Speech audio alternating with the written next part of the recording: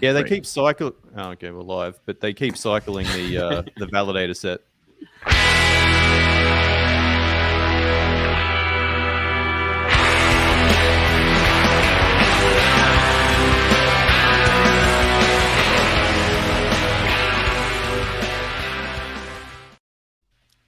Hello and welcome to Game of Nodes, a weekly podcast on the Cosmos from independent validator teams. And you've just heard the derailment of our pre-show chat by some confusion from me over what the difference is between Sei and Sui, which I've just learned are two different chains. My mind is blown. I suddenly, because I knew that there was some like some talk about the VC. Is it Sui that's got the big VC money? And they're just starting to get ready for their test nets and stuff. And I was like, why are people talking about an upgrade on a network that hasn't even collected its Genesis file yet? There we go. That's why. You got it. They weren't? That's why. One letter apart. Wait, one letter apart? Yeah, only one letter apart. Only one letter. But in different orders. See, it's very subtle. Very subtle, that difference. Cosmos and Osmo are not that far apart either. It's a fine line between clever and stupid. But why male models? I always go back to the Garth Marenghi joke of like, I'm a writer, which means I just hit the keyboard and letters come out. Now getting them in the right order. I mean, that it's still probably my favorite. It's actually very similar to programming as well, that instruction. So anyway, this week's episode is a bumper DPS episode, given all of the things that have happened in the Cosmos this week. We've had, do you know what's funny is we've got this like bumper DPS episode, and we put out our usual tweet like, hey, has anybody got any questions for us? Earlier today and earlier in the week. And the only questions we got were really legitimate technical questions that actually are quite interesting. Sorry. And it was like it would be the DPS episode where we're like, no, sorry, we're interesting technical questions. We have drama to deal with, so we will entirely be dealing with the bullshit. So drama this week. Has anything happened? I don't think so. This week, it's pretty quiet. Do we need to catch you up, Jabby? So is your validator up on Juno? Because there was something that happened last Thursday. Oh right. Oh yeah. It's up. What was it that happened? Let's see. It was running just fine, and then something happened. And then something deeply unfortunate happened. It was like the I don't know, whatever. I guess it was eventful, you could say. It was very eventful. I mean, I guess the takeaway I suppose I'm taking from the Juno chain halt, I think I said this on Twitter, was that binary out to validators, instructions and everything within 10 hours. That was cool. And then I think the pathological case for invariant checks to get back up and running was 24 hours. So, yeah. It's a game of two halves. There was there's a big success in there, and then there's a big unfortunate thing as well. As well as, I suppose, just we were talking about this in the pre-show, is, the circumstances around the attack itself are obviously pretty unfortunate. And in terms of like the Game of Nodes sweepstakes, are we going to do this? Who do we think did it? Everybody looks shifty. I don't know. One of us. It was Null. Man, if I had the skills to do that, I'd be like, I wouldn't be a validator. I'd just be stealing everyone's money. He'd done the shortest. When we were like on Twitter going like, oh, this must be like a deliberately thought through attack because you could make a load of money from it. Null is the example of the person that would take the money and not attack Juno just for reputational damage. He would 100% have waited until it went live and shorted the shit out of it. Yeah. So so should we do? Are we going to do? So we've got four drama incidents to cover in some order. I suppose like there's something we should probably maybe like RIP mention what happened over on Solana because it's quite interesting. Okay. Obviously it's Nomad, which is much closer to home, and that's quite bad. The Osmo Halt too, which I know affected all of you folks that are validating Osmo. It was less of a halt. I mean, It was. Do you want to talk about Osmo first? Because I think that's a really interesting situation. Do you want to explain what happened there, Jabby?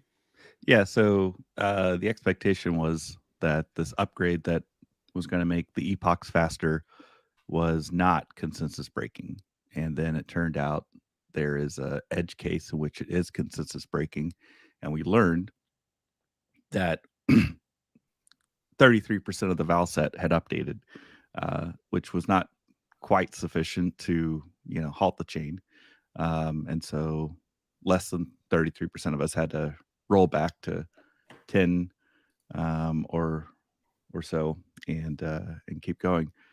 And so the chain didn't halt per se, but certainly blocks became longer as waiting for timeouts.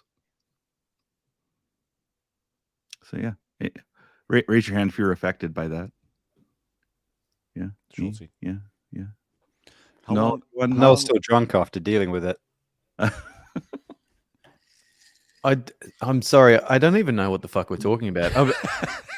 I was so no one will answer me. I don't want to read the Say Network bloody Discord because I'm on the thing. Would someone just tell me, like, is it just a What do you wanna know? binary swap? I don't even know if my node's stopped. Are you Yeah, talking it's about just this- a binary swap. Yeah, just restart it and call it good. Just- The upgrade already happened. So if you're still running, then you might hit a consensus problem. So I would just swap out the binary and call it good. No, I'm pretty. I don't know. I'm not in the active set at the moment, so it probably doesn't really Doesn't matter. matter. But But I just. So this is Oh, when no. Well, I'm stalled. So yeah, it's. So for Cosmovisor, the folder is 1.1.0 beta, and that's the branch name as well. Let it run. We'll catch Oh up. yeah, I'm not using Cosmovisor. Okay, so- then just build one. it's running 1.0 full beta degen and hit- mode.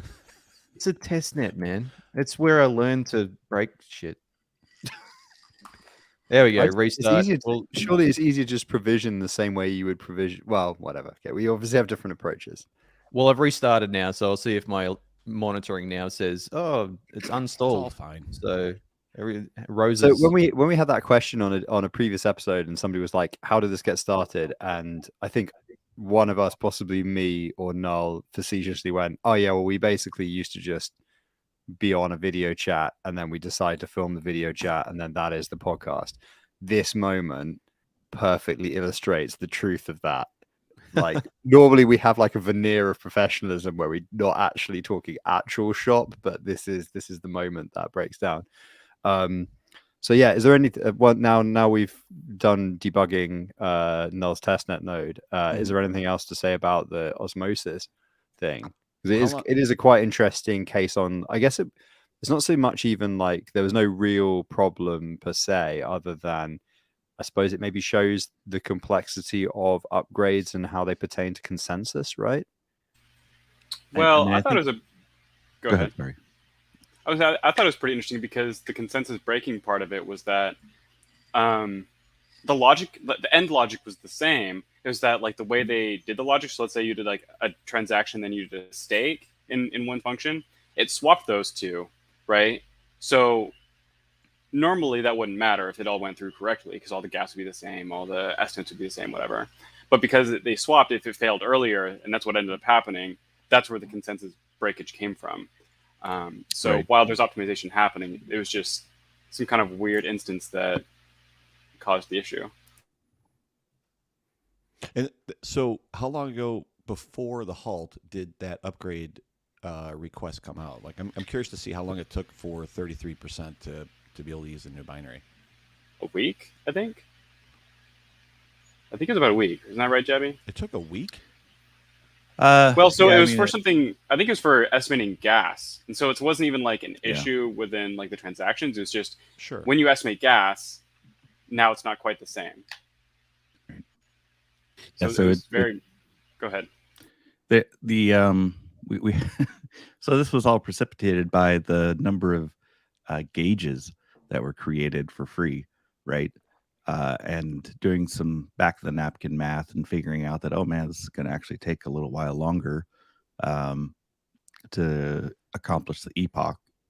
And so then we have this update where it's using caching more intelligently, and only a subset of the validators actually adopted it.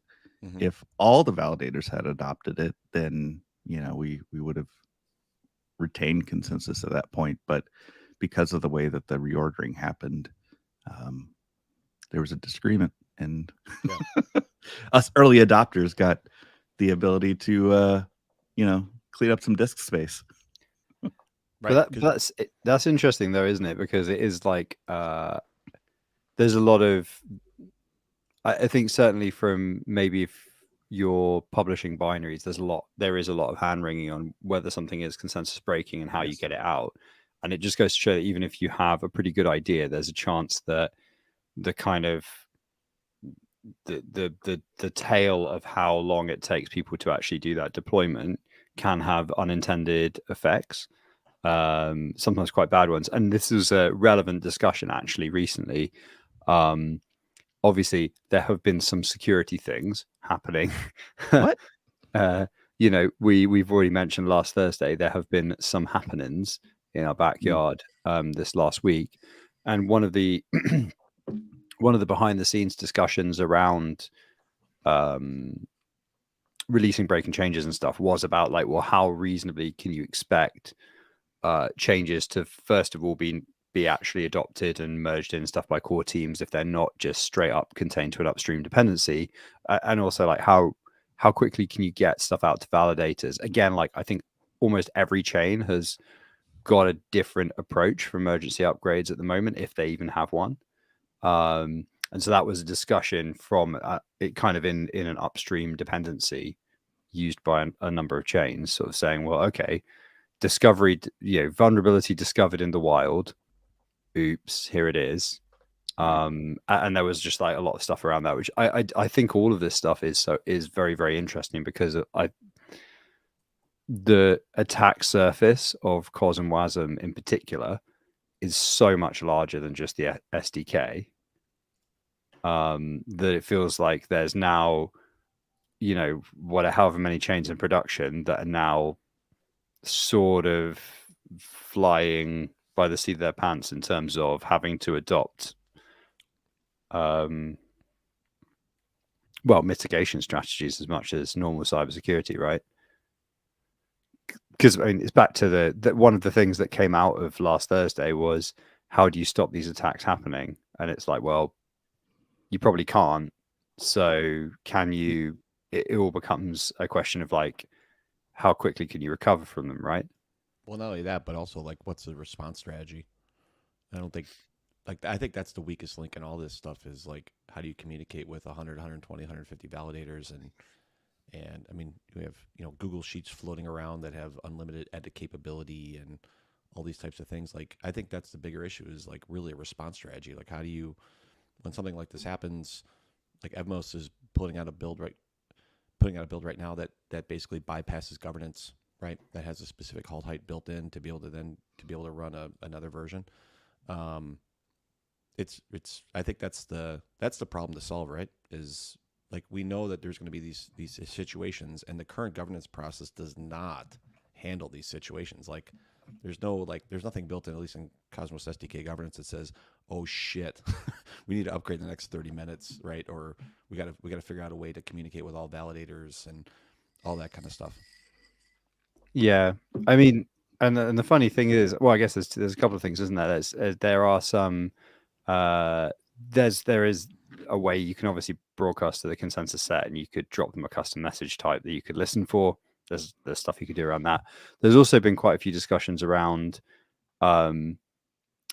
what I guess DAO would call sub DAOs, but what I suppose everybody else probably if it was just natively to a chain like a multi-sig or something, that could be authorized to essentially say, we are going to take the governance action of halting the chain so that an upgrade can happen. Right. Which is an interesting idea. But obviously, very high risk. Because you're just handing over the keys to the kingdom, aren't you? In that case, as opposed to the whole of the chain DAO, like all of the stakers. So, it kind of comes back down then against the argument of like, well, unless it's a very carefully controlled flex multi-sig or something like that because what happens if people maliciously use that multisig to halt the chain? You can't unhalt it via governance by removing people from the multisig if they've already successfully halted your chain, because the people in charge have used their centralized power to halt the chain, right? So yeah, I know it's interesting. A lot of these solutions are really, really interesting, but at the moment, I guess a lot of the ones I'm seeing mainly come from devs, and they kind of implicitly assume that they will be in charge and they can be trusted, which I think is an interesting assumption that I'm not sure holds. Right. Well, and what does trusted mean, right? If you're using osmosis, trust means that they're going to do what they can to protect your funds. But on Evmos, I think it's the first Tendermint-based chain that didn't even try to halt the change. They just kind of let it run its course. So what does trust mean whenever trusting might not be related to the funds? I mean, does it make more sense for them to have not halted the chain and to let the other apps continue running, or was the security of the funds more important? Right, we're talking about Nomad there, right? Yeah, sorry, I kind of like went off in a bit of a tangent there. Well, no, but so we've touched a little bit on osmosis, we've touched a little bit on Juno. Schultzy, do you want to tell us a little bit about what's happened over on Nomad? Yeah, sure.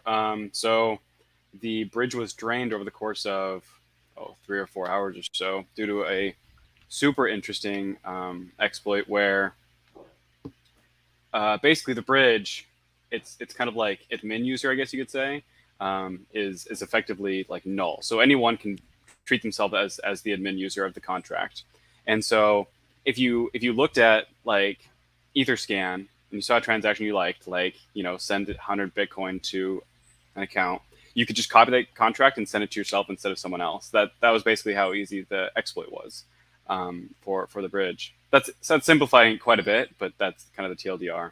And the interesting thing about it was that the teams were aware of it happening like in real time. And even more interestingly was that an audit caught the issue and was like marked as will not resolve, which is kind of funny. But anyway, but they chose to let it run its course to try and resolve. Hold on a second. Can we just back up a second before you continue the explanation? An audit caught the issue and it was a won't fix. I think when I read that same page, we'll find that, and maybe Schulte, you can send it to me and we can put it in the show notes for everybody. But it looks like that the team misunderstood the audit results, right? They read it differently and didn't understand the actual issue and just said, "Oh, this is not a problem," right? Yeah, and to be fair, so for context for people who aren't in software, it's very common to like encounter a bug and to mark it as like known issue. That's totally common. Everyone does it in software. It's just interesting in that like this was marked as a low priority issue, and so they understandably pursued the high and medium priority things beforehand. It's just that kind of in retrospect, seeing that this exact issue was found and then marked will not fix kind of gives you something to laugh at, I guess. So perhaps should have been marked as catastrophic issue. Yeah. Oh shit.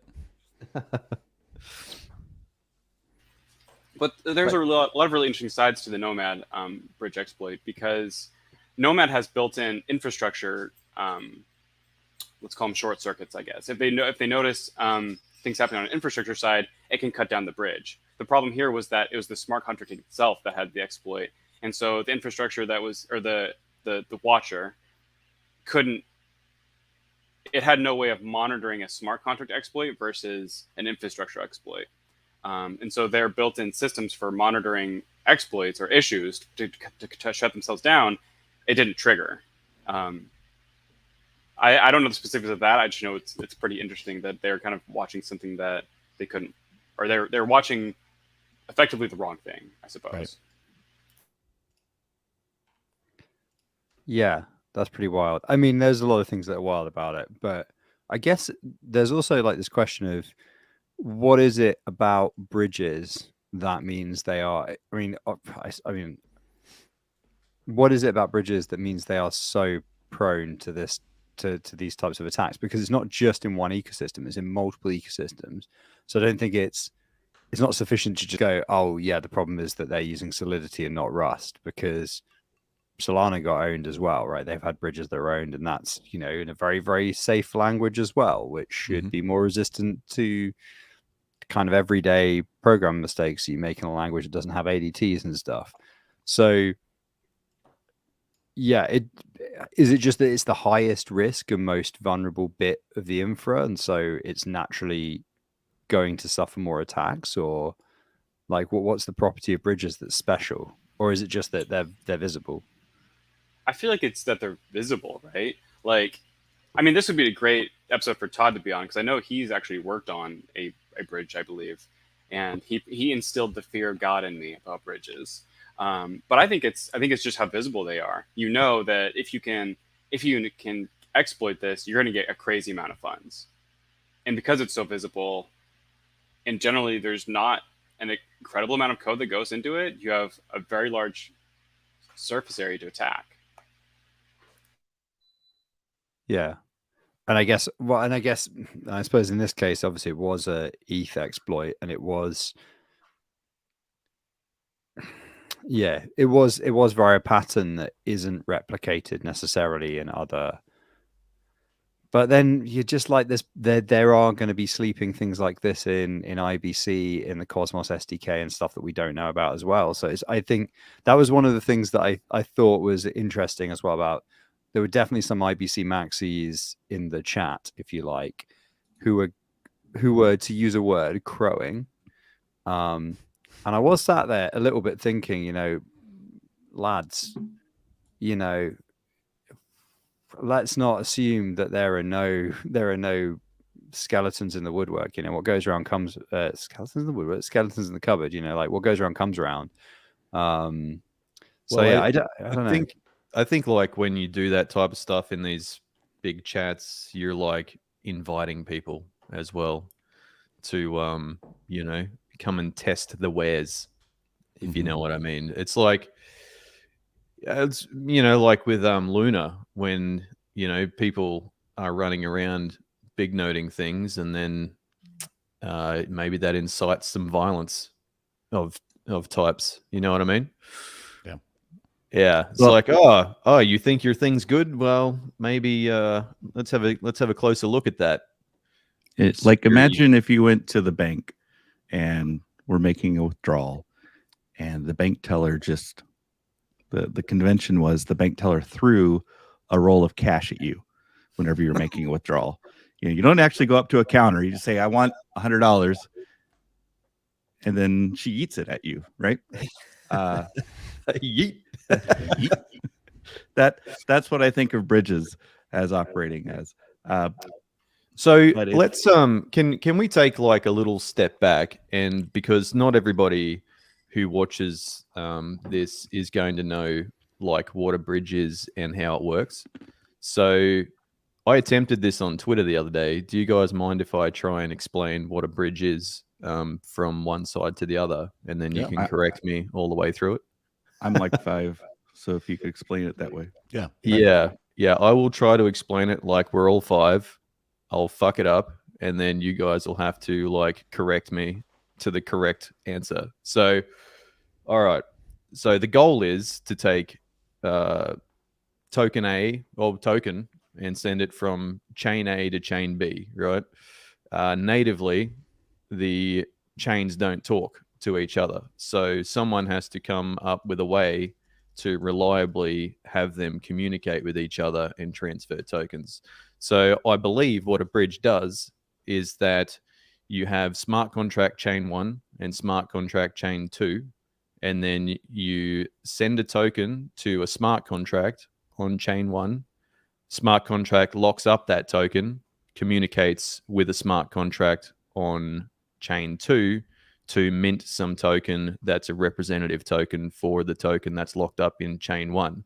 So that's when you end up with wrapped assets like wrapped ETH or wrapped SOL or wrapped shitcoin, and then you can use that on the counterparty chain to your heart's content as a wrapped asset. So the value on the counterparty chain is actually a representative value of the value on the host chain. So then I I guess we need to explain how the value can disappear if you get an exploit like we did the other day, and someone finds a way to exploit the contract on chain 1 and drains the tokens out of it. Then the tokens on chain 2 no longer have any value because they're not backed by the original asset because they've all been taken away.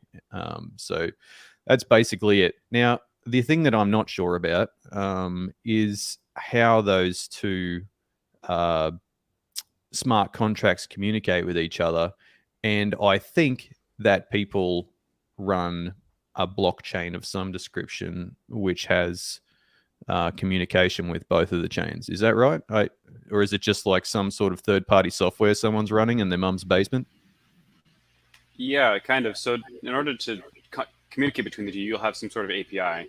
And so if you're going to like transfer a token, it's pretty simple. It's actually like you send the token and then you send an address with the token saying the output's going to be here, right? And then you're going to have like software in between the two chains that just take that address and then it mints it and sends it off. And so all it is like send it here, mint it, send it to this address. So in order for it to work, you have to have access to both chains to a way to talk with them. But that's it. It doesn't require any sort of like big behemoth third party or anything. It just requires access from the two chains. They're basically light clients in the same way that light clients exist within IBC. So this is why you see IBC maxis, or why we did see IBC maxis, crowing a little bit about the whole IBC model, because there is an argument here where you go, well, if you can derive if you can derive something like a valid BEC32 that could actually uniquely obviously you can uniquely represent it via IBC, that's the whole point regardless. But if it could be agreed upon that you can open an IBC channel and your chain is made to be compatible with IBC, then you could use IBC as the mechanism rather than a bridge, because a bridge is just like kind of at least my understanding of bridges is just the general purpose term for chain to chain via some light client mechanism. IBC is just a special case of a bridge that has a much tighter spec to it, essentially. Well, it's a native, like it's native. It's a module level right. Bridge. It's not like a smart contract layer sitting on top. But that that still could have a bug in it. Sure. So the fact that it is maybe there's also, but there's not a third party light client or something connecting them together either. They directly talk to each. Oh, actually, sorry. They do have a light client. That's literally what a relayer is. Yeah, it's like a relayer. Yeah. Just delete that part, usurper, on the final cut. We'll just crop that part out so that but it's a reasonable question. But I think this is the thing, is that the actual mechanism for IBC is literally the same. Funds are locked, and then they're minted as like a wrapped version essentially on the other chain, which is why we have this problem. The IBC typically has hops of multiple chains in a way that bridges don't. And this is where we get into that if I go Stargaze to Juno to Osmo to Stargaze, and then I go Stargaze to Osmo to Juno to Stargaze, it's not the same thing, right? Mm-hmm. Well, So, it is and it isn't. It is. Well, it is and it is isn't. that you still have a representative of that token that's been rewrapped about 5 times, but you don't have the original. The original token is still locked up in escrow somewhere. Yeah. So the issue here actually is not so much they're not the same thing. It is actually a problem of naming. The problem is that they're obviously they're leaf nodes in a directed graph, I guess, and you need some way of saying these are actually the same thing. Which but it's impossible to do because. Yeah, well, I mean, you trace back the channels, I guess. It's like having something wrapped in like 17 sets of brackets, right? You like have to undo the brackets. It's interesting actually. Yeah, I mean, I'm squinting a little bit here, but I'm pretty sure the problem is actually a problem commonly encountered in abstract syntax trees. But Yeah. I mean, the easiest way of doing it is actually just to, obviously, the way IBC channels work at the moment is they're registered, they're known, and then they're upgraded. So the logical conclusion of that is actually to have a governance mechanism for a smart contract or a module that just says, okay, this channel and this channel are the same thing. So that perhaps, when you register an IBC channel, you can also submit a message to governance or something saying, oh, by the way, you can expect this wrap denom to be coming in via this channel, and because you can derive the entire path of a denom, right? So you could write a piece of software that would unpack that and identify whether or not it's actually been seen yet. And if it's not been seen before, you could basically say, oh, it's an unknown denom. If it has been seen before, it's this other denom, and then you could just filter and triage them. At the moment, that would be doable, I guess, because there aren't that many chains, but automating that would be a bit trickier. But it's not intractable as a problem, I don't think. I suppose you would just need to break down the derivation path, get every single chain that's in the path, and if you know the set is the same, yeah, it's a set problem, isn't it? If all of the chains that exist in one path also exist in the other path, they're the same token. It's just come from a different.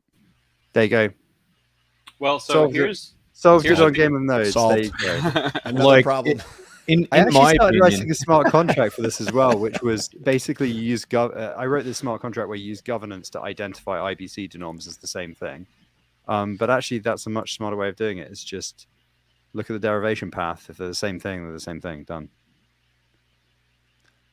Well, There so- must be some complexity here I've missed. Come on. no. You're talking about when it comes from the host chain, right? But if Well, say it's I'm been on chain. rewrapped like 15 times, you can't really chase it all the way back, can you? Well, I'm on chain something, right? But the IBC path contains all the places it's come from, right?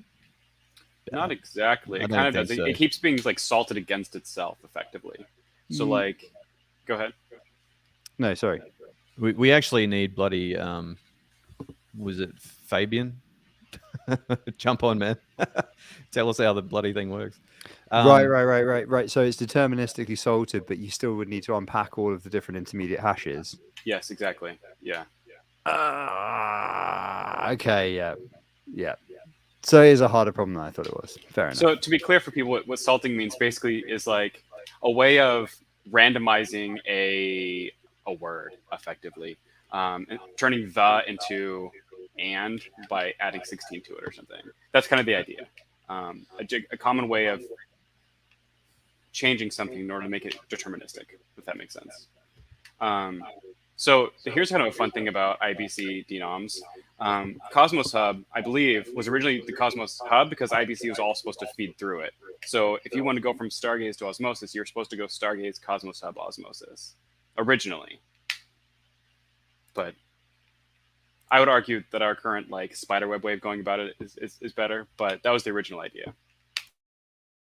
But that then maybe makes sense as to why it's designed the way it was, because it was assumed that you could always essentially have a single source of truth somewhere for that, and it's become more of a federated model since. And Yep. And what's the largest federated model network in history? It's Web 2. Mushrooms? Oh, web. And how did they solve that problem? With URIs. And what do URIs do that's interesting is they carry around their entire metadata with them. So, yeah. So what was I feel like I just got rinsed there on the mushroom thing. What was that? Please hit me with it. You asked what is the largest federated network in history? Mushrooms. Fucking mushrooms. It's that documentary. right. Did you? Is Yeah. that from that documentary? Yeah, on that's- Netflix? Did you watch Basically, that? yeah. It's very good. Gentle show of hands. Who here's done magic mushrooms before? It's an audio Yeah, podcast, okay. so nobody can see that. But Nobody could see who just did that. I'm So super anyway, boring. I can't remember what it's called. It's called like Fantastic Fungi, I think, or something like that on Netflix. You Yes, should watch it. yes. It's basically a 90-minute Oh, yeah. propaganda film about the benefits of doing magic mushrooms, and some I- interesting facts about trees. I'm older, but Psilocybin's done nothing wrong, so let's go. I think I'm older than all of you, but back in my day, it was like one of those things. You can do this 10 times, and after that, you're gonna be fucked up for life. So just watch out. So you had to actually pick which times you're gonna do. Is this a night? Am I gonna do this tonight? And you're like, yeah, I'm gonna do it tonight. This is one of the 10, and then you make a decision to do it. Oh man, no. When I was in school, man, they taught that you do it one time and you're permanently screwed up. You can be just There driving you go. along and suddenly Not you're even doing once. flashbacks. Not even once, yeah. That's what they told us about acid, but I didn't realize until really recently, until that It was documentary, both. that Yeah. you can get acid flashbacks from mushrooms, and then suddenly a load of stuff made sense to me. Well, I it was was one like, of those things where like I had gotcha. a bunch of friends that were big acid heads, and they were like, "Dude, don't do shrooms." And I had a bunch of friends that were shrooms heads, like, "Dude, don't do acid. That's like crazy. Like, don't do that." They're on both sides of that fence, so we just did them all. Well, yeah, I mean, I don't think it can harm you really. It's You gotta- it I mean, grows you on the ground. Come you got to on. experiment, right? Yeah, it used to be basically when I was growing up, it used to be legal. It used to be legal in England. What You could was just go- legal? Magic mushrooms. You just go buy them from a shop. Get out of here! Really? Yeah, until like 2006, they No went kidding. from fully legal, like as in all age groups, you can go just buy 10 grams of mushrooms for 10 quid. Mushrooms for your cheap infants. as fuck. Yeah, no, Guaranteed 100%. afternoon nap. Here Yeah, you go. straight to Class A. They went straight from free, buy them, they're really cheap, nobody gives a shit, to Wow. 20 years in prison if you give them to your mate. No, yeah. Like, Wow. What if you overnight. just go pick them out of the paddock and eat the fucking thing? Well, that's the fun thing, isn't it? Because they grow all over the fucking place, As all long over as you know the what country. as long as you know what you're growing, yeah. Yeah. Well, I mean, Yeah. they just grow in the woods. Like, I live in the north of England. There are plenty of places they grow. Some of the freelancers I used to work with on a previous project, they would just like a couple of times a year just go camp in the woods and do shrooms because they're just like, oh yeah, we know where there's a bunch up in the trees. Oh up in yeah, this they're place." definitely available around here as well. This is like the opposite of the marijuana story in the United States. Like, hey, if you touch this stuff, you're going to jail for 30 years. And like 2 minutes later, like, it's fine. It's no big deal. We've realized there's quite a lot of money fine. involved in this. Oh We've yeah, changed our Can we mind. tax this? Oh, we can. Yeah, Holy shit, we're actually suddenly decisively on shit. board with this. maybe we're okay with this actually. Yeah. What are we going to do about all the people that we put in prison during the war on drugs? Nah, we'll leave them in there for right now because we're making some money on that. But Yeah, I mean, we're too busy really making money to worry about that stuff. So Todd says a referendum on the next ballot to legalize. I thought pot was legalized there. Are we talking about mushrooms? we're talking about mushrooms. I think he means really? mushrooms. Wow. If we're talking about mushrooms, then maybe I need to take another trip to Colorado. Yeah, like why one is thing I pot would legal say- but mushrooms aren't? Because mushrooms, it's a different level, man. Like I would never get in a car. I would never like. I would. You I would be. would you'd be scared- recommend you don't get in a car after smoking a bag of You weed. inject pretty mushrooms sure. one time and like your whole family's dead. So Could be. don't shoot up mushrooms, Don't. man. Don't. Shoot up mushrooms. Fucking what? Clearly, definitely don't shoot up mushrooms. That's Who are that's a you good hanging out PSA. with, man? Fucking hell. That is a good. That is a pub. when There's Jabby this goes, one it goes guy- hard. He like injected marijuana and it was all over. That was it. Next Kevin thing is he knew, asking- he was tweeting as his dog. Yeah. Kevin asked a good question. How do we get from IBC to talk about magic mushrooms? I don't know how he actually made that leap, but It was a leap. It was yeah. the largest federated network, and it's the psyllium. should we move on? So I mean, back on the denom issue. Mycelia. So I think Mycelia? basically the Frey, correct me if I'm wrong, at the moment we manage the denom by everybody agreeing that a certain thing is a certain denom from a host chain, right? And basically, it's a UI UX issue thing at the Yeah, I moment. think we try not to we try to make it so that people are well, we don't really have. You know what? The reason we don't have the big problem at the moment is that the de facto hub of Cosmos is osmosis.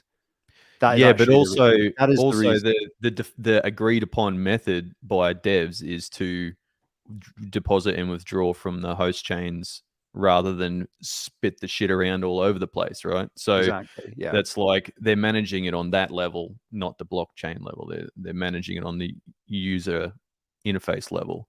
So like, I mean, if you go and look at I don't know about Dex Scanner, but if you look at like Coin Gecko, right, and you look at the denoms on the exchanges, they've got the IBC denom. They don't have the, so it, it's not proliferated through everything.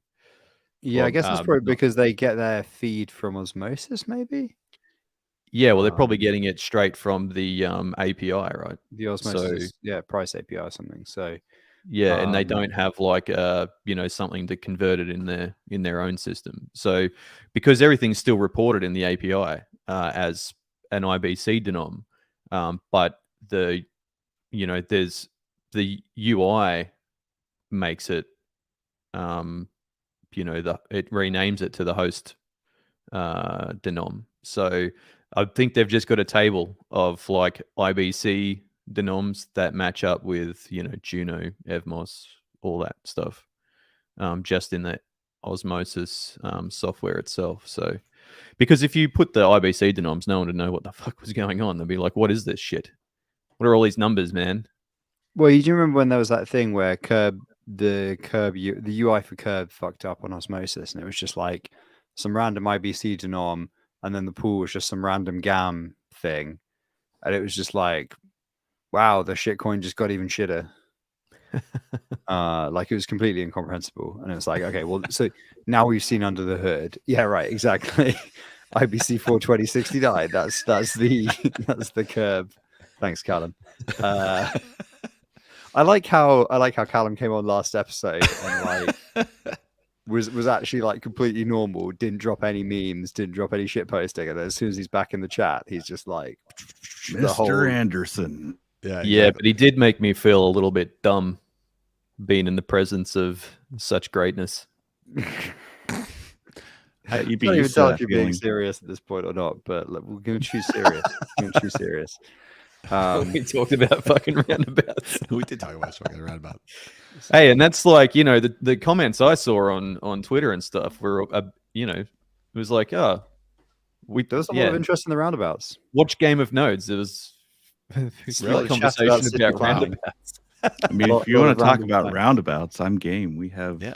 one at every intersection around here. It's You have amazing. roundabouts. We have about 200 and some of them in this area. That's crazy. I thought I don't have to just stop from any point to any other point. This particular region I live in is all about them. It's weird. Like U.S. states have some of that. Like Indiana, where well, not to dox, but I think you've doxed yourself there before. Yeah. But Indiana, Michigan's the same way. Michigan has a shitload of roundabouts. I'm in Pennsylvania. There's nothing. They would run into each other. But it's weird. That like maybe it's like Scandinavian, European backgrounds that drive that, or something else that drives that. I'm not sure what. big on actually drive roundabouts that. in Europe. Big, love the roundabouts. I don't think there's one in Look, Mississippi. are we going back to having a conversation about roundabouts? No. You want to Number do one. roundabouts big, like do roundabouts in not your country. That's a 2 or 3 lane roundabout not in your country is an eye-opening experience as you try and remember when you're supposed to indicate which lane you're supposed to be in so you don't die. Doubly about so for me because I'm on a bike. I'm on a pedal bike. So when you're in Switzerland and you accidentally take a wrong turn onto a 3-lane roundabout and you're like, I want to avoid ending up on the motorway at this point, lads. That was good fun. I mean, That was a roundabouts couple on weekends mushrooms ago. is really the conversation we should be having. Right. It's a shame I didn't that's have any really- mushrooms with me at that point. On your bike, you would have been laying on the ground pedaling still. Dude, I think I'm going. I think I'm going somewhere. Yeah. I think I'm done, Just lads. sideways, just pedaling away. So Yeah, we- Juno halted. Osmosis had almost a halt, but it was just a soft halt. And then A what soft happened hole, is that next- like a soft slash? But Yeah. No, that's very different. Bit disappointed. Everyone, Don would have a lot to say about this conversation about roundabouts and I think you could say Don mushroom. Kryptonian would have a lot to say about the holes. I think Don Kryptonian has already posted a lot about the holes. yeah, he says some stuff. But I guess he doesn't watch our show. Doesn't care. Off-riding horses. Oh, jeez. He's not in the comments. We should invite him. Nah, something like that. Yeah, So so- we're working our ways up from like the least impactful halts up to the largest amounts of dollars that were stolen, right? So I think where are we now? I think we're at Nomad. We're at Nomad, which is In like Nomad. 100 and something. $150 million.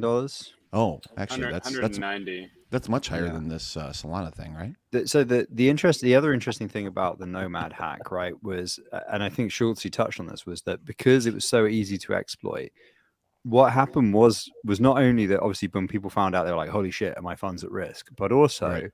loads of people piled in Yeah.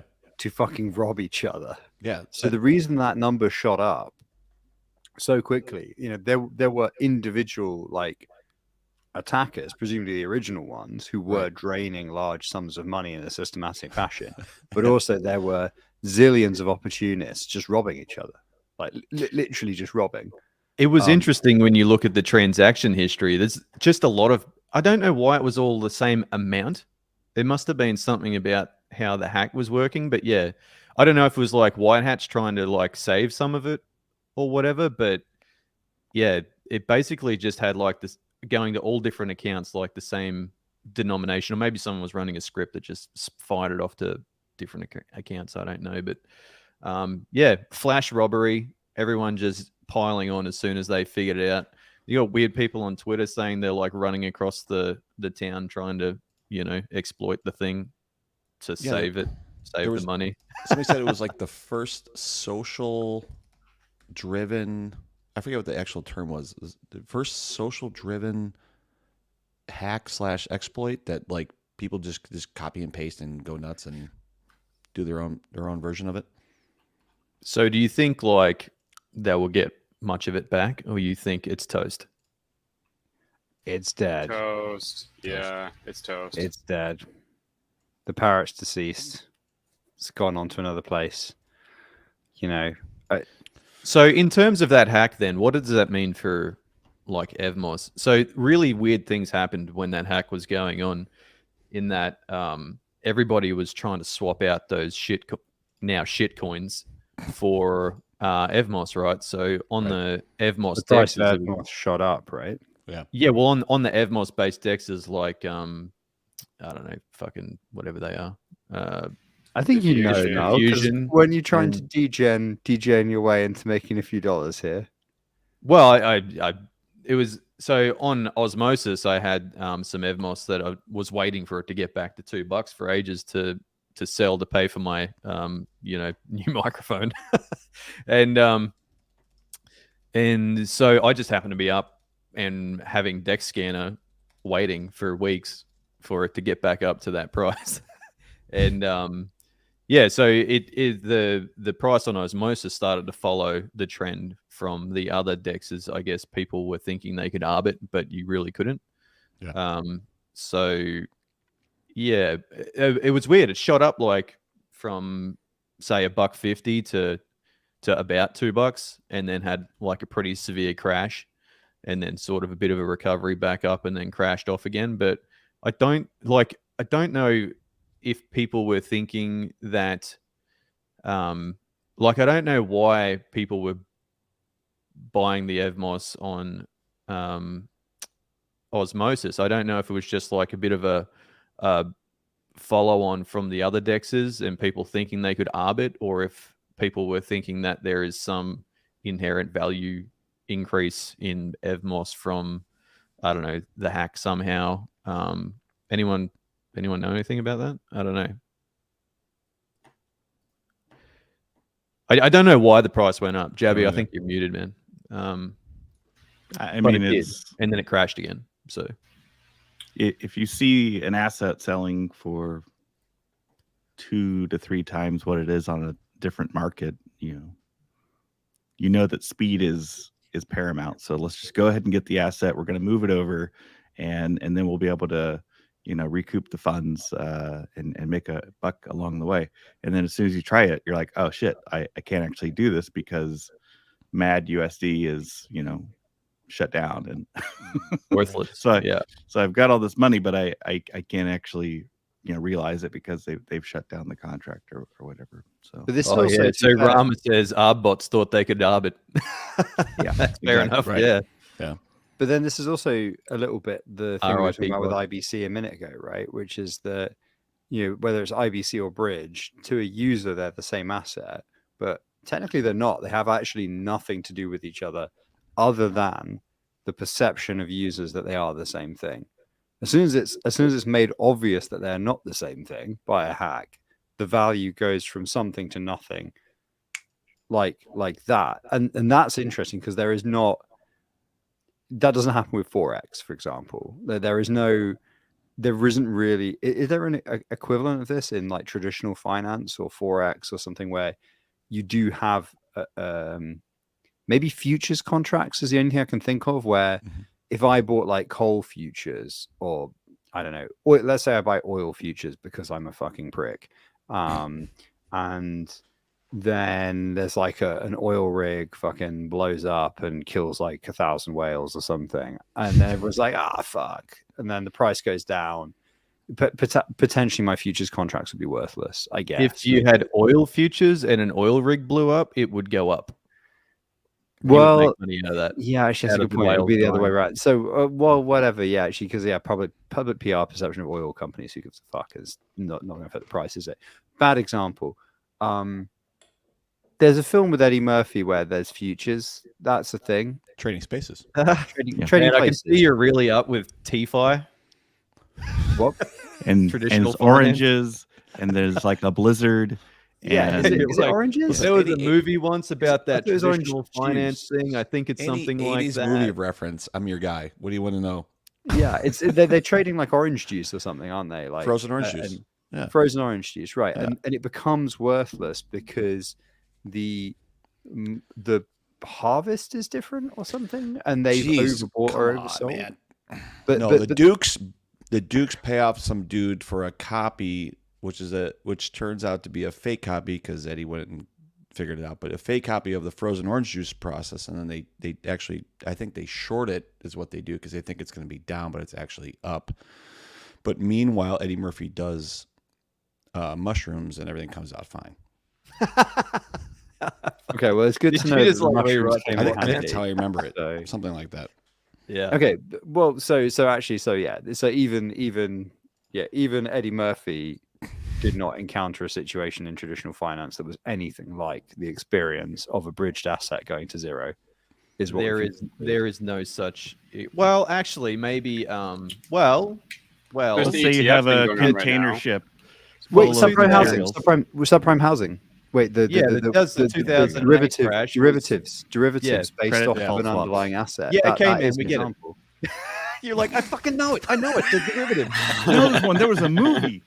Yeah, so 2008 was, I guess, a similar experience in that it was wrapped, subprime mortgages wrapped into like risk things, wrapped into other things and sold off to other people, and it all kind of house of cards fell apart at some point. So yeah, I guess that is the only equivalent. Is that the original bridge? Is that what we're saying? Subprime mortgages are the original bridged asset. Don't at us. Well, there is kind of a fun traditional finance version of this with the Bitcoin ETF, because everyone assumed that it'd finally get through, and then the SEC was like, "No, it's not," and so then the ETF is basically becoming worthless, and it's part of the reason why Celsius and BlockFi went down, because they banked big on it. Oops. Wait, so but was their ETF just Bitcoin? Yeah. So you'd buy But then how's Bitcoin. that an ETF? It was basically just a wrapper of Bitcoin, right? You're trying to bridge Bitcoin into the real world, and the SEC was like, "Nah, dude, you're not doing So it's that." like buying one stock. So it's like not diversified risk at all. It's just like we bagged the entire farm on Bitcoin and now we're broke. Yeah. And so when the SEC said, "Nah, you're not doing that," the value of said bridged Bitcoin became worthless, and then the company, I don't remember which company it was, still had all this Grayscale. Bitcoin. Grayscale, thank you. Yeah. Grayscale. Synthetic IDOs. Lol. So that's just selling stocks that represent a real stock that have no tie to it. It's kind of like to chumps. It's kind of To like chump. insurance or the reverse insurance on a bond. Yeah, right. Well, I take from synthetic IDOs, they mean making synthetic assets and doing an IDO. Mhm. Wait, wasn't Usurper talking about margin call the other day? We were. When we Yeah, all we talked, talked- it's like- this one with Jeremy Irons, isn't Like it? 12 episodes. Yeah, like 12 episodes ago. Great freaking movie. Awesome. Really movie. good film. Yeah. It was one of those where, when it comes up on like Prime or Netflix and you see the Mhm. cast list and you're like, It's how have I awesome. not fucking seen this film? Yeah, Like, it's got Jeremy on, like all these people, and I was just It's like, got Spacey before he got busted for all that. yeah, it's groping. got Paul Bettany, who obviously was in Mhm. Master and Commander, the greatest movie of Awesome. all time. Yep. So I was Well- like, well, if Bettany is in it, and he was in Master and Commander, the greatest movie of all time, although Russell Crowe was also in that movie, and Russell Crowe is mostly in shit, so you know, Hold you on. win some, you lose some. I just watched Gladiator. I had to go back and see it because I haven't seen that movie. Doesn't hold up frickin' so well, forever. does it? It doesn't, but there's some fun stuff in there. Like The first 10 minutes. yeah. Like 10 out of him, 10. I don't know. The whole like family getting crushed thing is like it's a little bit much, but everything else it was fun. I don't think I've seen it. Oh, do they not have that in Australia? Are you talking about Margin Call? We were just talking about Gladiator. which is Russell Oh, Crowe. Gladiator. which Yeah, I I think- love that movie. don't you- Master and Commander. I thought Australian schooling you had to watch all Russell Crowe movies. That was like actually a course. That's one of my favorite movies, man. I love that movie. What, Well, Gladiator then, or Viggo Master and Mortensen Commander? movies. No, Gladiator. I reckon it's Oh, wrong answer out of awesome. those two. Wait, Master and Commander. I never seen that movie. Wasn't that a huge flop? It's Oh my fucking goodness. boring. I'm not advocating. I thought it was like anyone a watch that You're 500 just movie. fully wrong. I'm sorry. It, Wasn't it like a it got 10 Academy Award nominations. Is that the sign of a movie that Is that was true? total dog shit? Yeah, it got Oh, I so didn't know many, that. but it was the same year Return of the King came out. So it only won Hmm. best dubbing, best sound design, and best adapted screenplay, I think. No, best costume design. It was like three really weird where they were like, Best we have to give cosplay. it something, but we've also given 7 to Return of the King. So you're gonna have to just have the miscellaneous shit. And they were like, well, you know, you did get a bunch of 200-year-old cannons, record them with 35 microphones, and you know, get Oh. naval experts in. You did build an entire ship in a massive flotation tank on a gimbal so that you could simulate the guns firing, and you did fire them with actual blank ammunition so the ship model would move so you could film it accurately. You did do all those things, but we're going to give all the awards to Return of the King. So sorry about that. I mean, So we'll give you basically all the ones pertaining to technical cinematography. But yeah, not much else. I mean, I feel like I'm learning a lot about you right now. this It picture, actually it made its money back. It did okay in the cinema, but it was so blindingly expensive to make that they didn't make any more. It cost because they did all of it with practical special. They didn't do special effects. It's all practical stunts, everything on an actual sailing ship, 2 actual sailing ships. It cost over $200 million to make. It was blindingly expensive. and it all resulted in a Doge shit movie. Well, you are objectively wrong then, Al. It is pretty much the perfect film. Everything you need to know, everything you need to know about succeeding in life, you could basically learn from a combination of Master and Commander and maybe Layer Cake. So I mean, Yeah, layer cake. Layer the amount cake. of time you've given me like layer cake references, you're like, oh, this is like that thing in layer cake. It's at least maybe 10 times, at least. I mean, Like, and you just pull out these random one-liners from layer cake. And you're like, oh, this is just like this. I'm like, yeah, man. Watch another movie.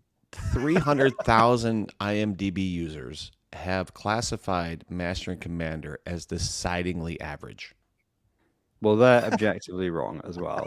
So It's a another solid thing, 7 out of 10. You know, we have talked about this previously. there I is think, even a thing. th- There is even We a didn't thing. talk about this movie, have we? Yeah, like yeah. The Starship Trey was Troopers. talking about how good it was, and the rest Yeah. of us were just fucking crickets. Oh, wait. It was shit. Was there a sequel? It's like in episode 1. No. But you know, Oh. there's like this whole thing where the Americans didn't realize Starship Troopers was a satire, right? And then there were Yes. all these think pieces that came out like 20 years later being like, Verhoeven's Starship Troopers is actually a clever satire. And everybody in Europe who watched it was like, yeah, did you guys not see RoboCop? Like, the guy only makes satire. That is I'm doing my part. Yeah, what's a Starship Troopers also one of my favorite movies. It's a Way fun better movie. Right. than Master and Commander. but so Better than Master a and similar Commander, thing right? is starting to happen with Master and Commander. If you go on YouTube, there's a bunch of people with like these hour-long video essays being like, "This is the most underrated film of the last 20 years." But you're not that And I'm person, like, I right? never You actually underrated think it, this lads. is good cinema. I Right, don't you're think they are doing that, man. I don't think they are. I think you might be on mushrooms more often than you think. Is this satire? Well, What does what this have to happened do to with like Juno the on Kraken? Cosmos Validator podcast? Oh no, this is film school with the Fray. Okay, a quick search on YouTube reveals at least two. Yeah, the best Star Trek. Well, that's weird. Okay, so the whole thing, a whole thing about why it's really good. A 3.8 million views history breakdown on how historically accurate it is. 661K views, the most underrated cinematic masterpiece, the greatest film of the 21st century. There was a lot of video essays basically saying this. 1.9 million views for famous movie scenes that are historically accurate. A bunch of expert reacts. Yeah. A drinking game. That's cool. There actually, the Master That's and Commander drinking game is very good. I would recommend that. Look, man, just because people say it doesn't make it true. I think it's like a pretty heavy minority are advocating for this film. Whatever. I don't give a shit. Fuck you. So you do give a shit. But you clearly You're give a shit. fucking, I mean, the best movie of all time is Homeward Bound because it's a delightful story actually about a couple dogs trying to get back home. There's also a cat, but it's mostly about the dog. Yeah, we don't really talk about the cat. I used to watch that at Christmas on my aunt. That's a good film. I think we can agree. I mean, this came up because of Paul Bettany, and Paul Bettany is an awesome actor. That guy's great. He's great. I haven't seen Master and Commander because I have good cinema taste, but I think you need to. I think you need to he was watch Master awesome and in Commander Original. before you make that statement because I will. You might I'm gonna watch it it this week. That's my homework. That's my Game of Notes homework is to sit down. if you think Gladiator's half decent and you watch just watch Master and Commander, just I wish I was open-minded. at that time. Usurper. Let's watch Master and Commander. Let's do it. We'll come together. back next week. Let's we don't need do a to do stream. it together. Do a Let's just stream. do it as homework, and then Let's jump on a call together. We'll put it on. Get some whiskey out. stare at your Akash sweater for Right. 2.5 hours while I watch Master and Commander. Write 5 pages of reasons why it's shit for the next episode. I could name that Be like movie in a 12 notes. Yeah, no, Mystery Science Theater 3000 type thing. that would be perfect. We can have a book club, but it's a movie club, and we On the just watch blockchain, movies let's that turn the it Frey into likes. There we go. That's it. We Let's need the game Nomad of no now. shit Science chain. There we Theater go. on a shit chain with tokens, and then the worst movies like Master and Commander you can stake on. Wait, what? Hang a second. What if we do create a marketplace for movie reviews? What if we just do that? Does it need to happen? No. Will we make? It's gonna be worth billions, lads. Is this just another module for Hal? Are you about to have another degen moment?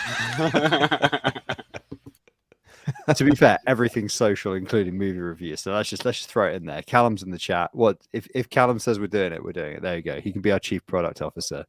Is he Callum says this is- actually the boss of you two? If he says it's degen enough, we do it. And then I trigger the Lamborghini clip, and then we move on with our lives. And that's a feature. It's on the roadmap. I do So- like Paul Bettany. That's my last comment. I nominate. I Snatch feel as like next this we comment watch. puts Putmos in our camp, Usurper.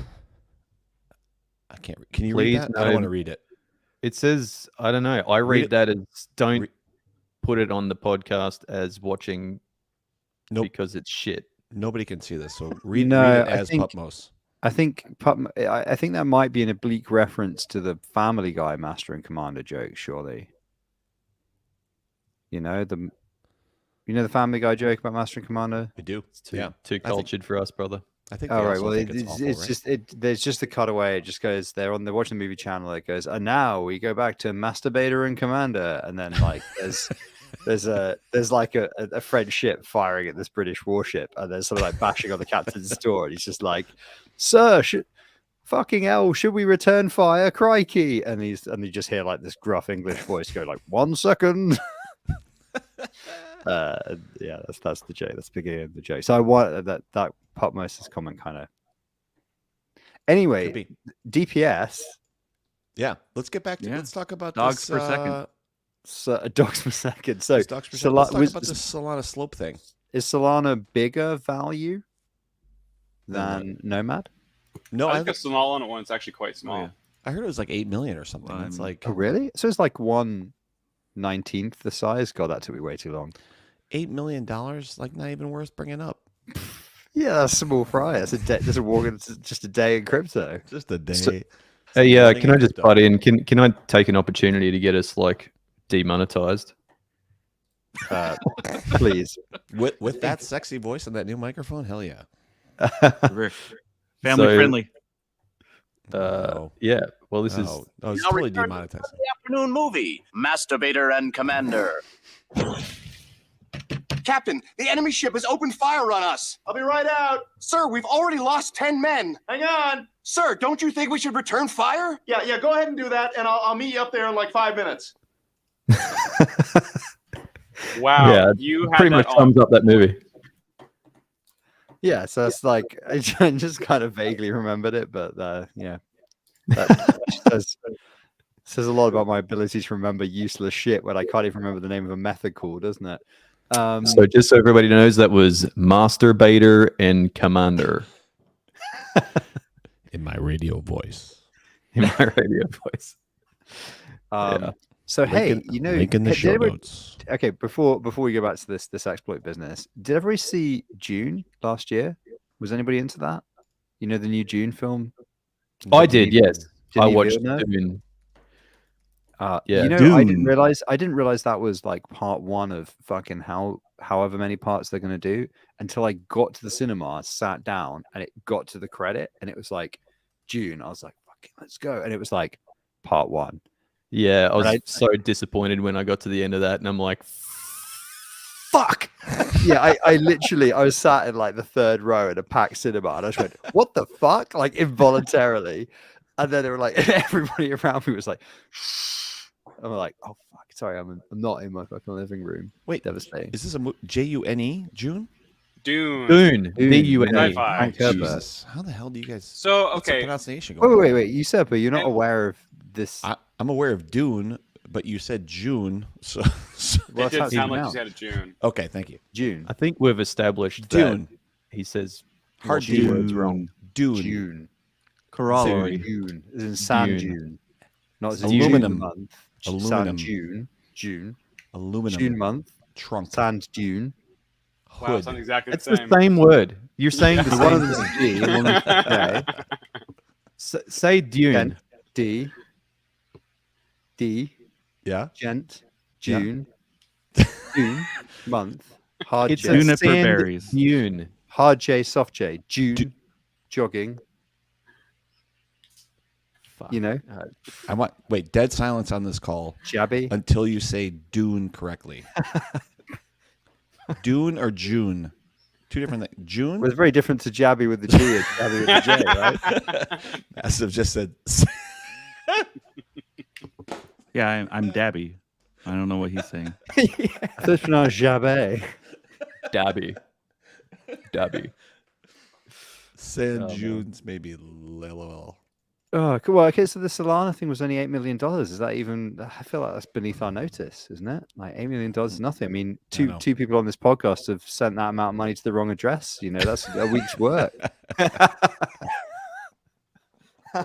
Oh man.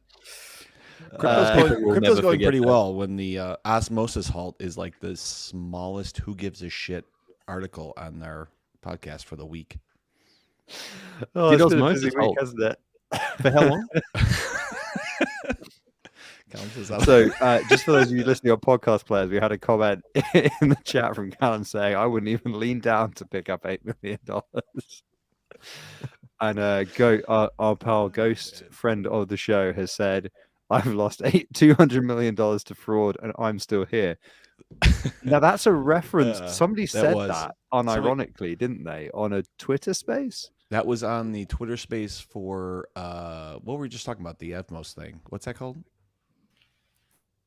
Help me out. What was the bridge we don't were just know. talking about? I Nomad. remember Nomad. seeing the Yeah, quote somewhere. So I got on the Nomad Twitter space like, hey, I've been in this space since 2015. I've lost $200 million, and I'm still here on rugs and pulls and this and that. That's Yeah, wild. so- Like, but then the question is like, okay, if you lost $200 million and you're that sanguine about it, then how much did you make? Well, he must have had to have had 200 million to lose, right? No, At least. he said he started with $5,000 and grew it up through like whatever, like early days, right? Grew up 200 million and then lost it through different types of exploits and this and that, and didn't really say what he was still doing, but So he's made a bunch of money from luck by the sounds of it, and lost now a he works bunch at of money from McDonald's? stupidity. He's not stupidity. I think. Well, I don't know if it was stupidity. I think it seemed like it was. It was like. I can relate to this. It was 50 to 60-year-old salty fucking. I got in early. I got lucky, and shit happened. And here I'm still here because I believe in it. I can relate. I can relate. I understand exactly. Hey, Tara, let's talk. I can understand. eventually I you understand die. exactly where that person is coming from. Not $200 million. What the hell? So can we just appreciate for a minute the irony of Evmos getting wrecked, basically? The wreck drop wrecked itself. So Yeah. it's a It's like, circle. oh, It's a circle. yeah. Oh, man. I don't know. It's unfortunate, I guess. Although I guess technically Nomad got wrecked, not Evmos. Trickle down Yeah, but reconomics. the effect is that everyone on Evmos got wrecked because they all had those wrapped assets, right? Yeah, that's true. So God, I mean, it's like, you know, it is like a moment's silence for all the people that were using that bridge. To be fair, that is absolutely pretty. Yeah, it's pretty nuts. It's Anyway, the worst part about it is that, like, I mean, there's like this guy who turned 500,000 or sorry, 500,000, $5,000 into 2 million and says, "Hey, I got this for $2 million or whatever the hell it is." Like that's a nice story. And it's fun to laugh at. But there's a lot of people who start with $5,000 who lose $5,000, right? And the numbers Definitely. of those is probably multiply 1,000 or 2,000 or 10,000 to 1. And that's fucking awful. Which just basically means that, like, this idea and this whole vision for how blockchains can solve some problems is just not going to happen, right? Or it's going to be delayed for X number of years because of this shit, and that's bad for everyone, right? Like, it's nice to talk. It's not nice. It's interesting to talk about what's going on within Nomad or this stupid wallet thing, where I guess they were just taking customers' 24-word seeds and plastering them on billboards. I guess is the story with the slope situation. yeah. So somebody posted in the chat, possibly Rama, that it was apparently like some integration pathway where they were just being like, here is a seed phrase. Here you go.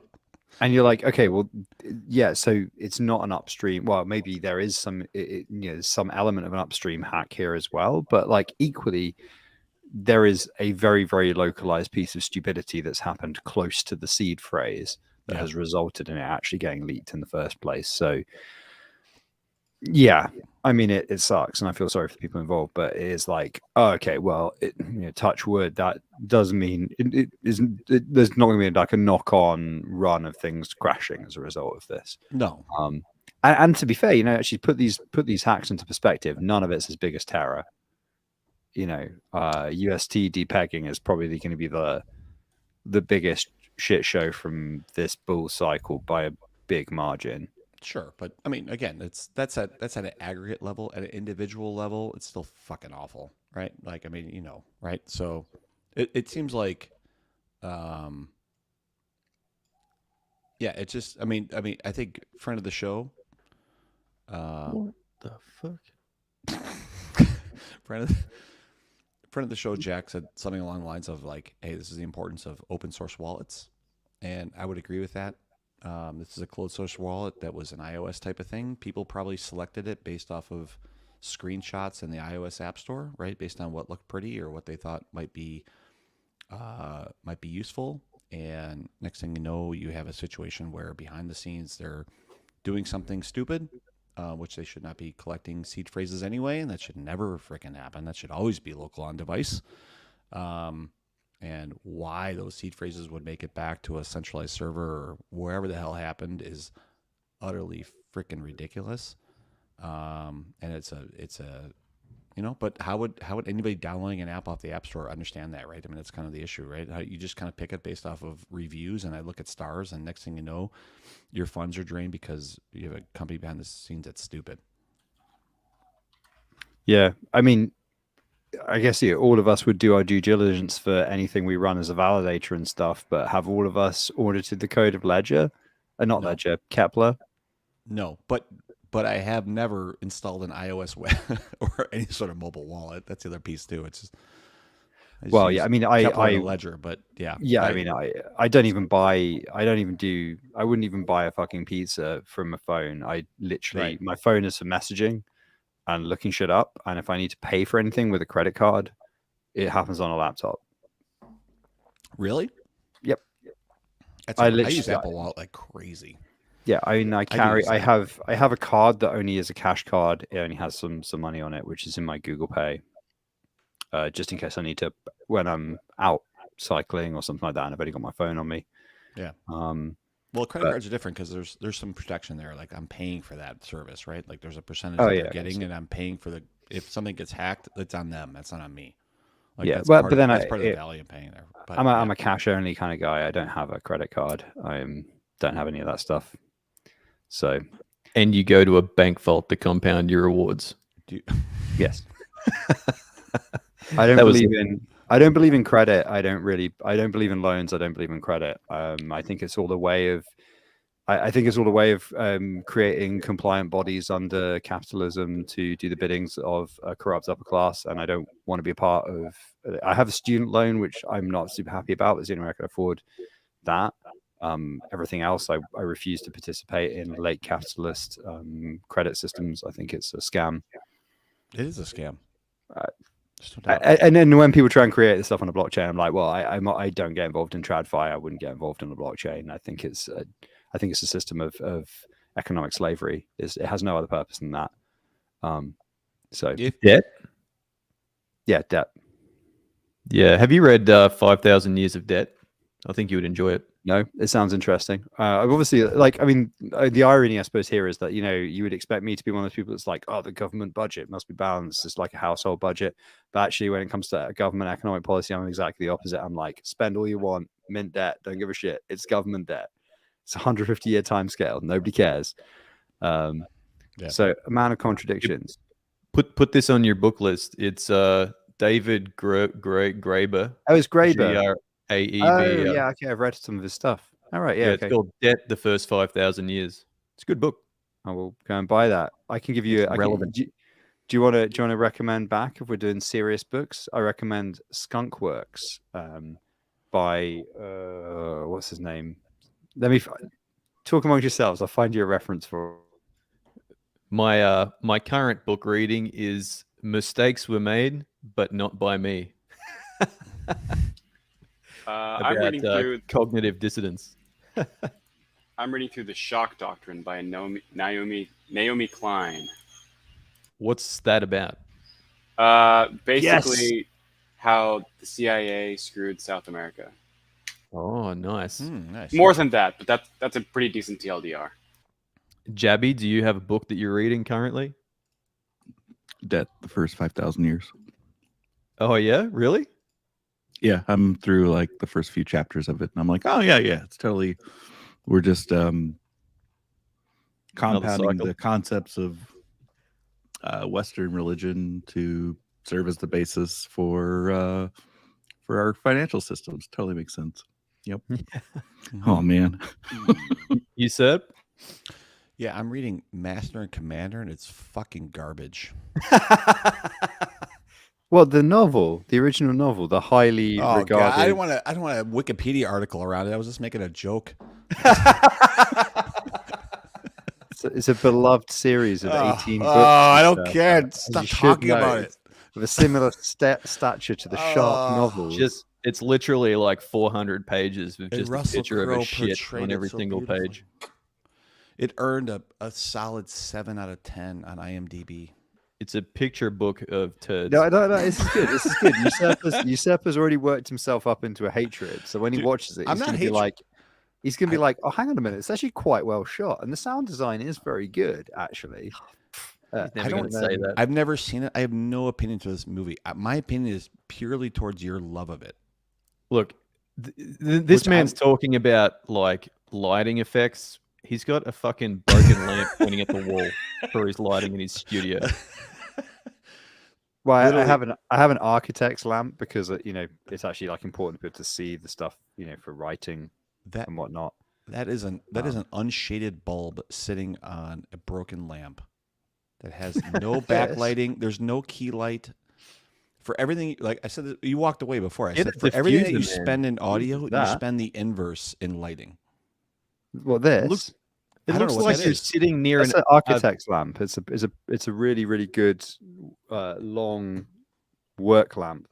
So all of the stuff on your desk is evenly covered, and it's also it's different colors during the day and night, so you can work late at night without ruining your sleep. I would describe that lighting as harsh and inappropriate for a podcast. Get a fucking ring light. Well, I have a ring light, obviously, but I prefer to You not do? be like set in the dark, which is what it feels like when you do that. Ugh, you're yellow. Very Ugh. weird. It's I don't know. It's The ring light's super weird because remember it's late at night here, so it's all very weird with the room lights. Whereas I actually have like stuff on my desk, so it's weird to not have the desk light on. Anyway, the book I'd recommend is Skunk Works, a personal memoir of my years at Lockheed, by Ben R. Rich, ghost written by Leo Amos. It's a very, very excellent book about the research and development and managerial strategies of Lockheed Martin Skunk Works that allowed them to develop the U-2, then the SR-71, then the F-117 Nighthawk. so we will put all these books in the show notes. in the show right? notes. I hope so. Yeah. Yeah, if you guys remember what we talked about. But sure, obviously, I will go out and buy your recommendation of a book, and I'll go read it, and you can have a review on a future episode. And yeah, Shock Doctrine is like a solid stone cold banger. No Logo by Naomi Klein is actually, I guess, the original inspiration for Howl. For fans, Really? yes. Huh. The motivation of like brands and advertising kind of destroying the world, but via occupying mental space is kind of the chief motivation for building something like Howl. It's also my chief interest for joining the blockchain space in the first place. Interesting. Good to Another know. I haven't heard recommend of that one. is this. I book. have heard of that book actually. I can't say that. What Tao are you Te holding Ching? up? Oh, you've been Sure. talking to Meow, have you? Man, I picked up. I saw that in the DAO Discord, and I bought it. And I read it when I'm giving blood. It's quite enlightening. It's not what I Because thought you were going to say there. giving plasma takes a fair while, and I like to sit there and read like these little these little things. It's hilarious. People are like, "What are you reading?" I'm like, "I'm enlightening myself." Oh man. Very good. Yeah. Okay. Well, so should we talk about how the Juno Halt happened? Do we want to post-mortem of that? Well, that let's Is there any more? with- Is there any more DPS to go over from the other DPS that we haven't gone over yet? And we've also got some questions here. We should maybe answer the questions Do at we? some point. But Ghost asked, "Business that bad yet to start donating plasma?" we don't get paid in Australia, UST. man. It's freebies. You just People get cookies. plasma for freebies over here. Yeah. just like Null's T-shirt, it's another freebie. It's Mhm. fallen on hard times. Yeah, I'm not sponsored by a cash, but Living room provided by IKEA. If you want to sponsor me, maybe we can work something out. We can work something out. Yeah, I won't tell anyone, and I'll shill your shit on Twitter. Greg, reach out. Come on. Yeah, just reach out to me privately. Did you get the T-shirt before or after Greg came on Game of Nodes? Nah, it was like way before. It was like a year ago they sent me this. Fair enough. Tie-in. So sorry, Noel. What did you want to cover before we? Oh yeah, let's just I would like to just commend the incident response this time was very good in my opinion. Quite a quick turnaround. It was like an all hands on deck thing. Yeah, you might be able to explain it in better words than me, but from the moment it was like identified that the chain was halted, instead of like freaking out, people were straight on to finding a solution. I think it was a pretty quick turnaround on a solution. And we have like a playbook now, is that right? For crisis. Yeah, I mean, in the sense of obviously we have to find and patch the thing first. That's the unknowable bit. But as soon as Yeah, we have all I that think stuff, that we have a happened quite playlist. quickly. I think Yeah. that happened within a couple of hours. Yeah, I mean, there was obviously we're very lucky that we had a staff looking into it as well, but also there were what's his name, Angelo from Bitsong, Dimi, And obviously, Ethan was there as well. Ethan was about there. There were a lot of people around, and I think actually the person who first, so obviously somebody decompiled the contract, and it was something to do. There was some mention of reply. I think that was the clue. It was time, and then it was reply. There was a time and there was a reply, and that was the kicking off point for Angelo and Dimi to start looking into where that might have come from, and that pushed us in the direction of Author Z, which then revealed the exploit in time. So, and the interesting thing is there was actually a bit of misdirection in that as well, because there was a potential smoking gun that was identified very early on, and actually Dimi and Angelo from Bitsong and Dimi from Core came up with a patch that they demonstrated actually solved the bug, but it was actually a bit subtle. It hadn't solved it solved a potential case of the bug, but it hadn't actually patched it. And Asaf basically was the one that actually showed that the thing that we thought might be happening, which was a system local time was being inserted to cause non-determinism, was actually not happening in the contract anyway, the malicious contract. Although whether or not that would have been possible, I don't know. I don't think so, but that was the initial thought as to what might have been happening there. So can you then break down, like we're five, how the exploit halted the chain? I think I know somewhat, but I'm not 100% on the exact exploit and how it caused the non-determinism. Okay, so it's quite clever, but the very short version of it is that every transaction in the SDK returns events. When it returns, there's like a response, and you can attach events to that. And events are just like metadata, I guess, is a way of thinking about it. It's usually stuff like, hey, here's an event that says the thing that was called was blah, let's say send. The sender was this address, the recipient was this address. Like, all three of those might be encoded as events, I guess, right? And they're serialized via protobuf, bish bash bosh, right? They're outside of consensus. So they're not validated by the blockchain state machine before they're committed. So they are not deterministic. They usually are in practice, because obviously anybody who works on a blockchain is afraid of non-deterministic behavior in general. But they're not. This is the crucial thing: is although they almost always are deterministic, they're not guaranteed to be deterministic, and it doesn't matter that they're non-deterministic because they're outside of consensus. So who gives a shit?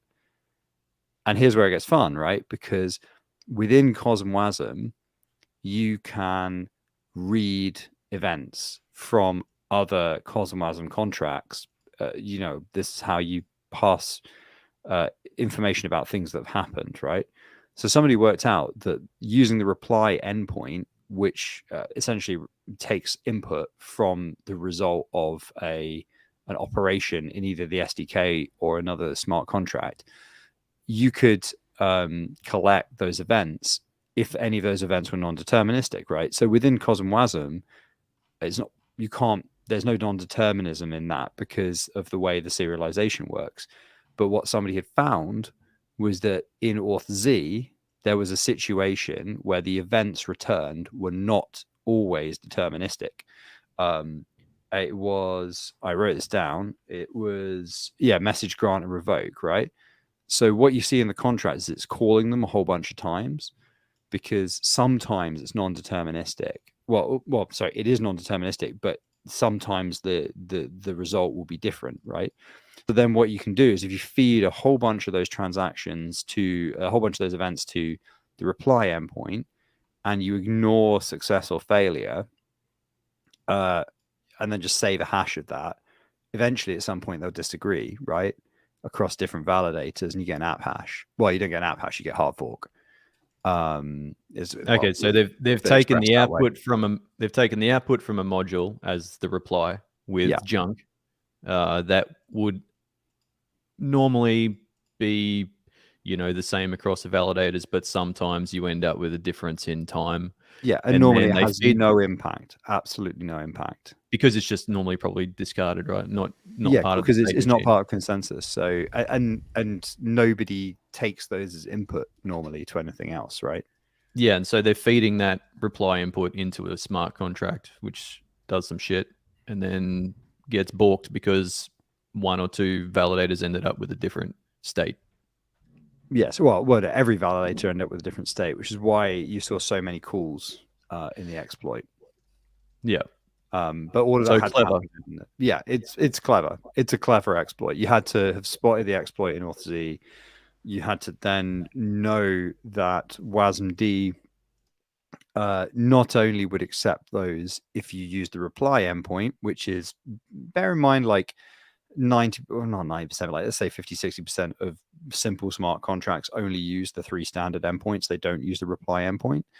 So you had to know about that, and then you also had to know that the WASM module that implements CosmWASM doesn't do any additional filtering that would change that output to the module, and that it accepts events from other non-WASM modules to the reply endpoint. So that's quite a few things to know. I think I have so there's obviously a number of, this is when we get into who do we think done it territory, and I think where it gets more interesting, because obviously there's always the possibility that it is some script kid, and there is also a possibility it's somebody who just looks for upstream dependencies to grief these projects. Like, there's a really interesting thing. So I spent the last couple of days basically digging through issues to work out the order in which this stuff was found.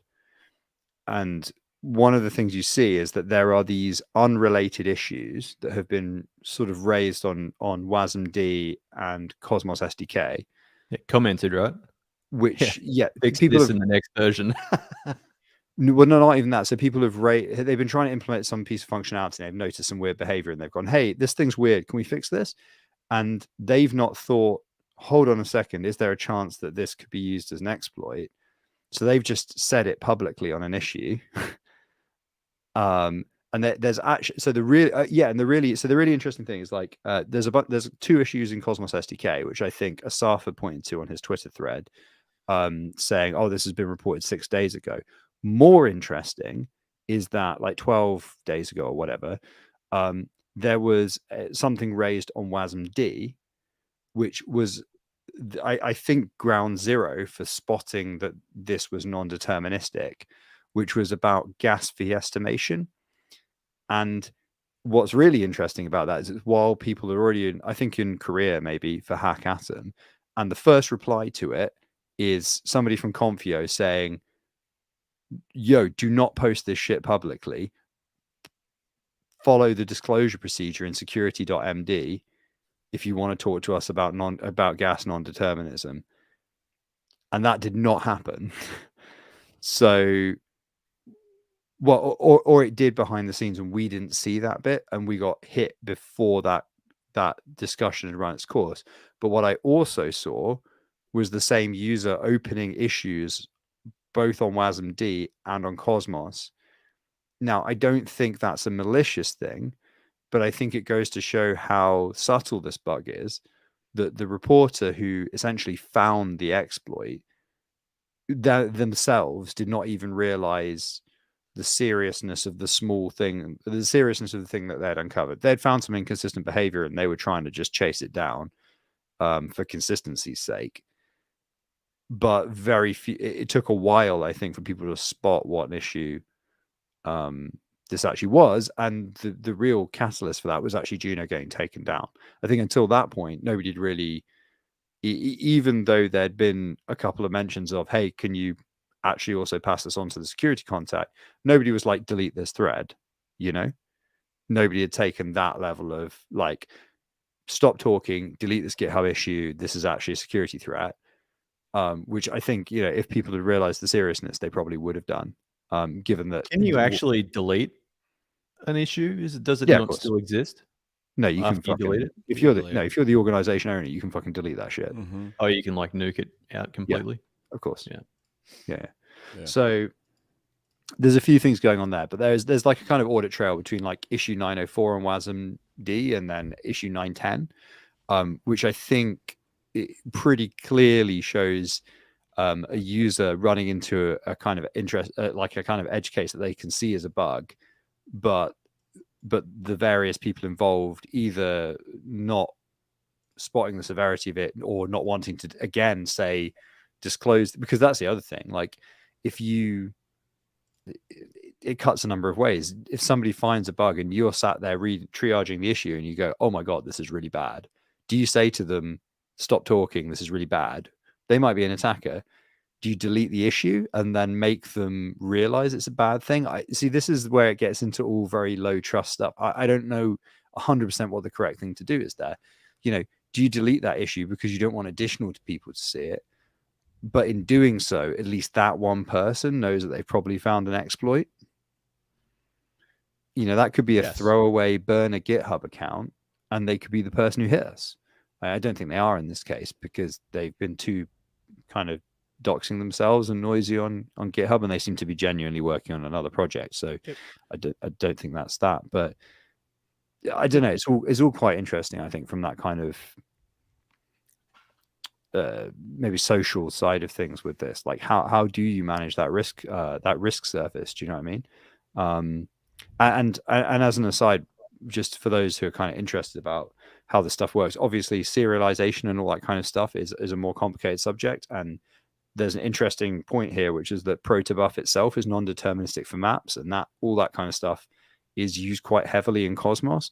So when I say like people are very alive to non-determinism in Cosmos, and Jabby will obviously also know about this, is that there are a series of ADR decision records and design patterns in Cosmos to deal with non-determinism in serialization cases. And it's why anybody who's worked with the SDK sees like there's quite a weird sort of syntax for a lot of the stuff that's basically ordered maps.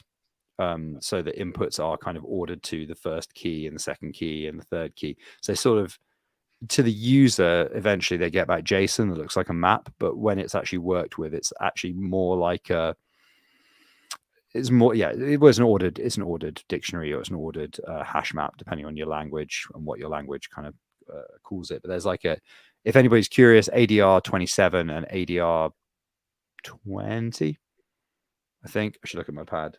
ADR 20, hey, are two of the ones that kind of govern that behavior in the SDK, which sort of shows that this is something that is very, very serious in other contexts, but just in the case of events, in this particular case, like it was just not sorted. And then the fix for that has obviously been to just enforce, well, number one, enforce sorting in WASM-D, and number two, filter non-WASM events. So that's how it's been patched for the future, which is, you know, you're shit out of luck if you had a non-WASM event use case that you wanted to feed into the reply handler, but I'm not aware that anybody does. So yeah, that's it. That's the Juno hack. So moving on from that explanation, that long ass explanation. So now you're no longer 5. Yeah, Exactly. I think I grew up from 5 to like 40, and with 20 years of experience through there. But anyway, so one thing that has resulted from this hack also is we have realized the now pressing need to be able to recover from these attacks quickly, which is not currently possible with the invariant issue when we hard fork. So the invariant checks when we're restarting the network are now taking like an entire day. So I think we found and patched the issue in under 8 or so hours, and had it out to the validators, but then spent the next 24 hours with invariant checking. So I believe that Juno Core are going to put out a bounty for people to try and improve the SDK, in that we can get through the invariant checks quicker, like some parallelization potentially. Don't know how that's going to go, but that's going to be an outcome. And can someone tell me what a Nutella kit is? Like the I don't know. I saw people say words script kitty and Nutella kids. Script kiddie. Well, script kiddie is just a kid who takes down your website. Are they smart, or do they just write scripts that do random stuff that breaks things? The implication is that they're a fucking little prick who's copy pasted a script off the internet. And so no one knows what. So I'm not alone in not knowing what Nutella kids are. where did that come from? I don't know. If someone said it in the chat, it's like, oh, it's probably a Nutella kid. I didn't know what it meant. I don't know. I just see there's a snotty nosed little kid. Why you eating, gotta bring in his Nutella hand. into this? What did Nutella do? They didn't do anything wrong. I assume it's a young person. I don't know. Okay. Did you know that Nutella? Do you know what Ferrero Rocher are? Yes. Oh, fuck. Here we Choc- go. Did you know chocolate. that it's just Nutella inside Ferrero Rocher? Rocher? Yeah. It's I like absolutely did not know that. Because That's- they're the same company, obviously. So it's just Nutella. is that? That's pretty cool.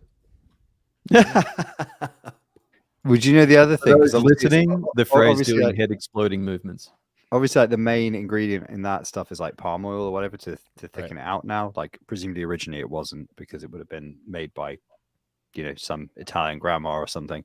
But like if you go to like any supermarket in Europe, you can almost always get organic, like own brand Nutella, and it's literally just like hazelnut and cocoa powder and sugar, and it's the most rich thing in the world because it's basically just nut oil and fucking sugar and cocoa, and it's the best thing ever.